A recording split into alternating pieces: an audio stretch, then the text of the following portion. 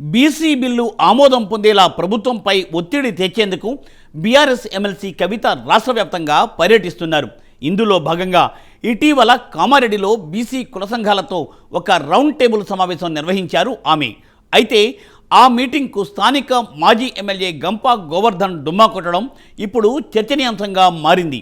ఆ మాజీ MLA ego అసలు ఎందుకు హట్ అయింది? తన అనుచరులను సైతం మీటింగ్కి వెళ్లకుండా ఆయన ఎందుకు అడ్డుకున్నారు?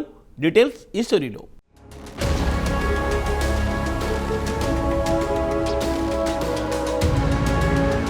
కామారెడ్డి బీఆర్ఎస్ మాజీ ఎమ్మెల్యే గంప గోవర్ధన్ బీఆర్ఎస్ జిల్లా అధ్యక్షుడు ముజీబ్ వ్యవహార శైలిపై పార్టీ వర్గాల్లో విస్తృత చర్చ జరుగుతోందట.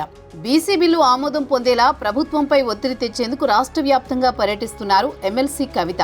బీసీ కుల సంఘాలతో రౌండ్ టేబుల్ సమావేశాలు ఏర్పాటు చేస్తూ కామారెడ్డి బీసీ డిక్లరేషన్ అమలు చేయాలని ఒత్తిడి పెంచుతున్నారు. అందులో భాగంగా ఇటీవల కామారెడ్డి కేంద్రంగా రౌండ్ టేబుల్ సమావేశం ఏర్పాటు చేశారు కవిత.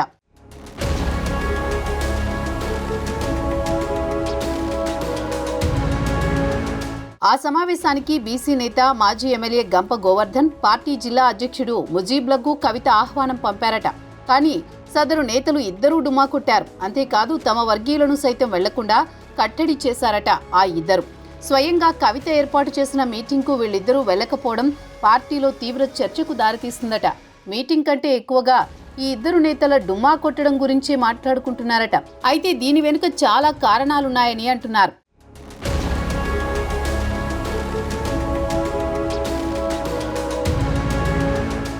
గంప గోవర్ధన్ కు బీఆర్ఎస్ లో సీనియర్ బీసీ నేతగా గుర్తింపు ఉంది. అయితే మొన్నటి అసెంబ్లీ ఎన్నికల తర్వాత నుంచి పార్టీపై అసంతృప్తితో రగిలిపోతున్నారట ఆయన.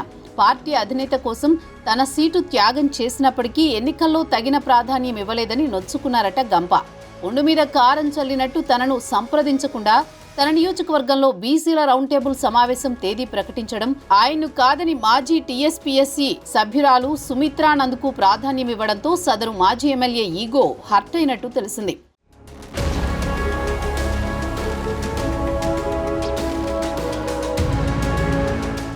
దీంతో గంప గోవర్ధన్ సమావేశానికి రాకుండా చివరికి తన వర్గీయులు కూడా వెళ్లకుండా కట్టడి చేశారని టాక్ నడుస్తోంది జిల్లాలో.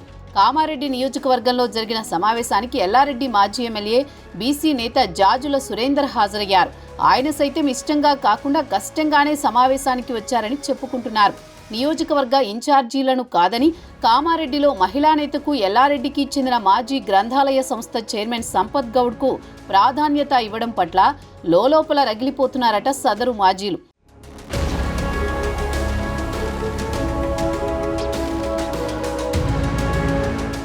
అయితే అందరినీ కలుపుకుని పోవాలన్న పట్టుదలతో ఉన్న కవిత గంపకు సర్ది చెప్పినట్టు తెలుస్తోంది. బీసీ రౌండ్ టేబుల్ సమావేశం పార్టీలో చిచ్చు రేపేదాకా వెళ్లినా కవిత జోక్యం చేసుకుని మాజీ ఎమ్మెల్యే ఈగోను గో అనేలా చేసినట్టు చెప్పుకుంటున్నారు. అయితే ఇందుకు ఆయన పూర్తిగా కన్విన్స్ అయ్యారా లేదా అన్నది తేలాలంటే కొన్నాళ్లు వేచి చూడాల్సిందే.